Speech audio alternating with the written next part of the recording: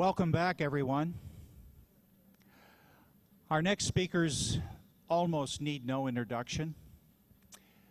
Since first appearing at the Congress, oh gosh, I guess going back almost 2 decades now, we kind of introduced Jaime to the North American UFO community, and now worldwide is where he's gone. And Ettore Garza, likewise. Between the two of them, they are arguably our most anticipated presentation of the week. I won't take any more time. Jaime Maussan and Ettore Garza.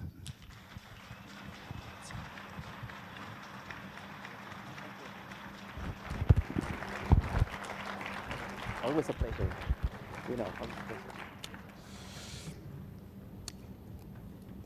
Thank you very much. We're going to have a presentation around the most recent sightings. I believe everything is important around this phenomenon, but I think what is actual, what is happening now, is what attracts the most interest, because that evidence somehow are telling us how this phenomenon is moving. And we can see a change of an agenda from very far to very near. And I think this is happening around the world. We will see very clear videos that will prove that something is happening right now and something is going to happen in the very near future.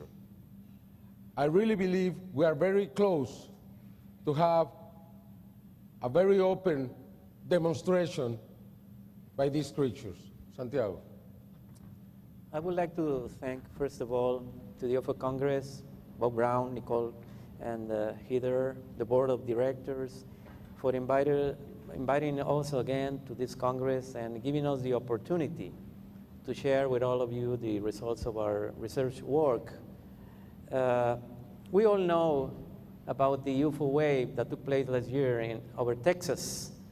Well, in April 2008, I was privileged to meet Mauricio Ruiz, a family man, a respected businessman who lives in Alvin, Texas, 22 miles from Houston. And on April 11, Mauricio Ruiz had a unique experience. April 11 was a very special day for Mauricio, a day that changed his life forever. That morning, Mauricio was in the garden of his home when suddenly he had an impressive close encounter with a huge UFO craft. So we would like to introduce you Mauricio Ruiz and to present to you our whole investigation on his exceptional case. And also our investigations of UFOs in space, 2 NASA missions from last year and 1 Russian mission, including 3 incidents with images that speak for themselves. And at the end of this presentation, we have a surprise for all of you.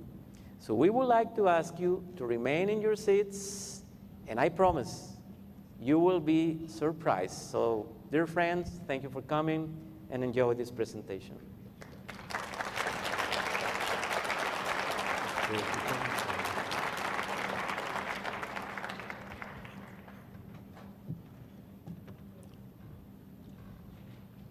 As you know, every year we have been presenting the UFOs very close to the projects in the space. Santiago has taken the task to record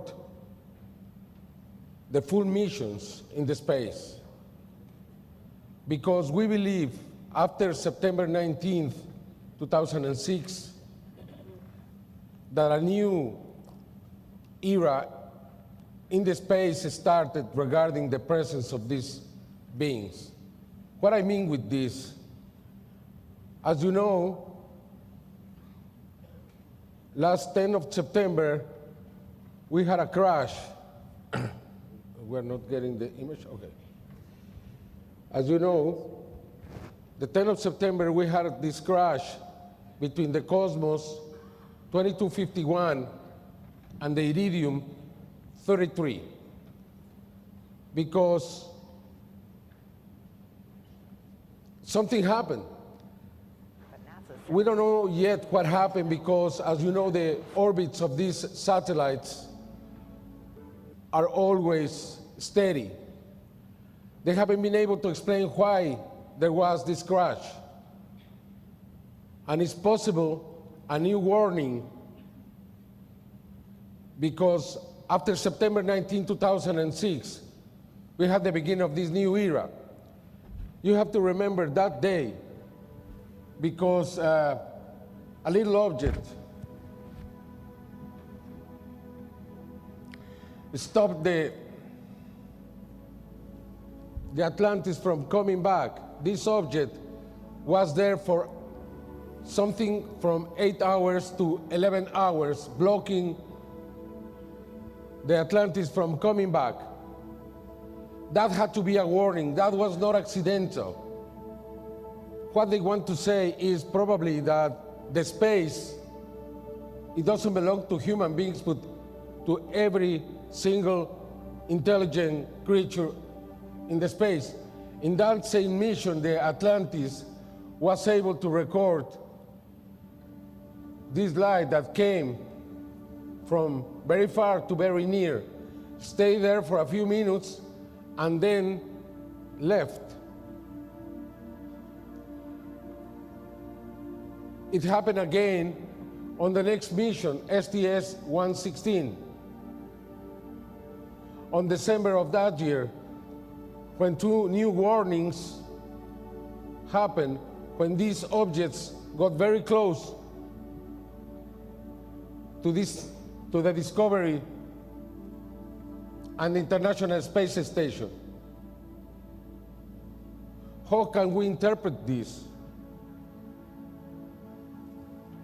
And now we have this crash between two satellites, an impossible crash. The space trash that is in the space is not floating anywhere.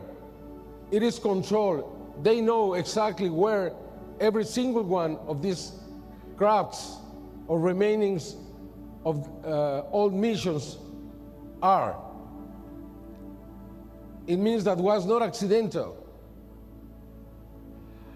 How can we know this is truth? Well, let's watch. Let's see, because I believe this is not going to be the last time we see something like that.